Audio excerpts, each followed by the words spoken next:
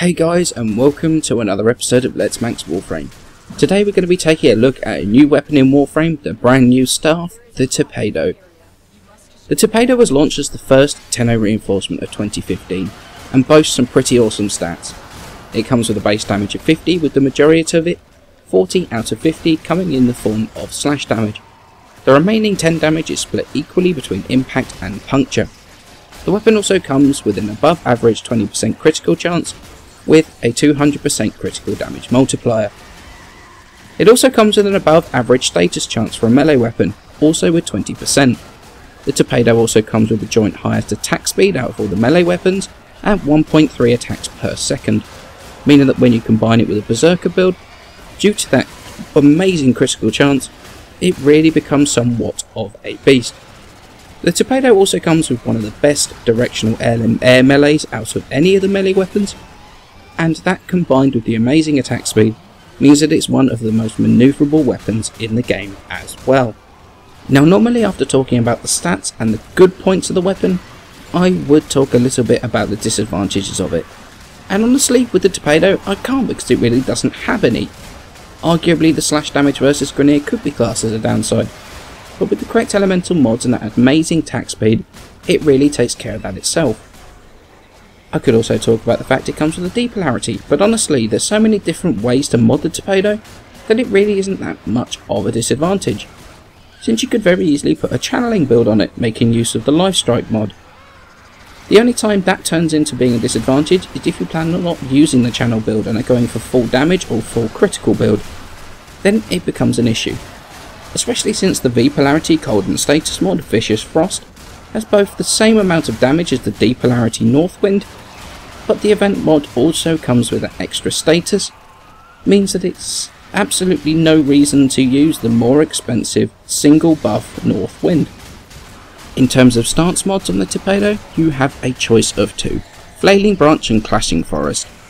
I know some people go into a lot of detail on the combos available and which mod will get you the most damage from the combos, but the majority of the time that's not a realistic goal. The problem with doing that is that when you're surrounded by a whole bunch of infested, I find that often the idea of combos goes straight out of the window, and the majority of the time you're going to fall back on the standard EEE combo that all melee weapons come with, and then obviously variations of those. Things like a small gap in the middle of a combo to launch into the next part of the combo are not something that's realistic to be doing regularly in the heat of battle. It might work on slower melee weapons like the hammers, but not on a Berserker build on one of the fastest weapons in the game. So bearing that in mind, I have a two-pronged answer to which combo and which mod I prefer. For general use, I would say that Clashing Forest is the better mod. The mix of double damage and single and multi-hitting strikes in the very easy to pull off combos are the best in my opinion. However, if you're planning on using Valkyrie with Warcry, then Flailing Branch is probably the best stance for you. The reason I say this is that because with the other combos on Clashing Forest, at the speed the Valkyrie is hitting at, it's very easy to accidentally launch yourself into less desirable combos, and that's what happens with Clashing Forest on a regular basis. Launching yourself around the room and putting yourself out of position, and really not being effective with the rest of your strikes. So essentially it depends on what you want to use the weapon for and with as to which of the combos and which of the mods is going to be more suited to what you need. And of course, as with most of the melee weapons, it really is down to that personal preference. Okay, so let's move on to starting to mod the Tipedo. Now, we have got a D polarity on here as standard, however we're going to add another 3-former. We're going to change the D into a V polarity, we're going to add a dash, and we're going to change the stance into a V as well. Now, about half of the mods on this build are going to be the same throughout all of our builds. We're going to go with Clashing Forest as the stance, Pressure Point for damage, Berserker for our attack speed every time we crit, which is going to work together with True Steel to increase our critical chance, which is going to help to both proc Berserker more often, and also just to crit more often, which is going to work together with Organ Shatter to increase that crit damage. Now for our Grenade build, we're going to go with Shocking Touch and Molten Impact for radiation damage, and Fever Strike and Vicious Frost, which is going to bring up that viral damage. Now our Corpus build, we're going to go with Vicious Frost and Shocking Touch for magnetic against the shielded units, and Fever Strike, which is going to deal with the more fleshy units, things like the techs, and also your nullifiers, which seem to be the new one to be taking out.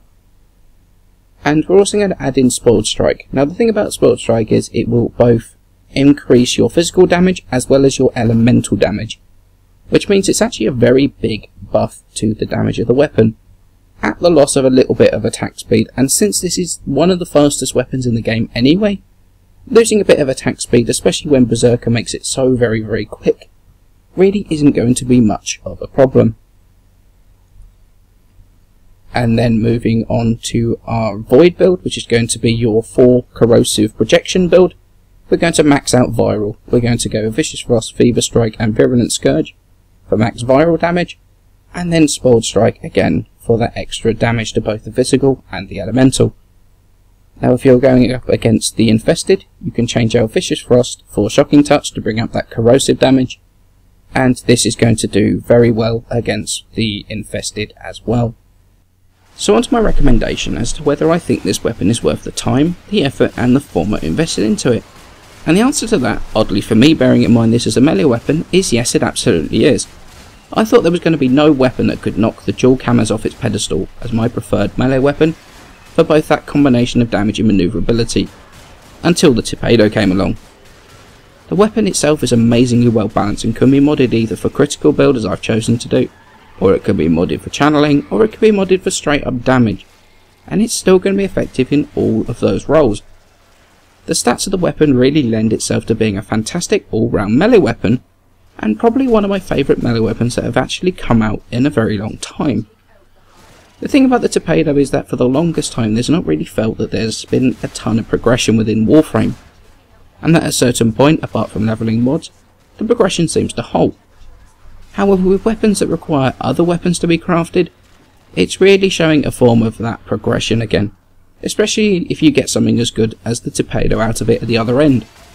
Since the Tipedo actually requires a single bow staff and the kunai throwing knives to craft, and I'd still say that it's absolutely worth the build. I've actually been hoping for more weapons that need weapons as build requirements for quite some time, and this has me very excited for the year ahead. So in essence, decent damage, great crit, great status, fantastic attack speed. The Tipedo has turned the phrase Jack of all trades, master of none on its head, and rewritten the rulebook on how an all-rounder can turn into one of the best weapons in the game. Now just a quick little update from me, this is my first video with my new microphone setup. I'm not using the headset microphone anymore, and I'm using a nice new desktop one. So hopefully the levels are all okay and it sounds fine. Please feel free to leave some feedback in the comments about how you think it sounds. And as always, many thanks for watching. Please remember to leave a like and subscribe, it helps me out a ton, and I shall see you in the next episode.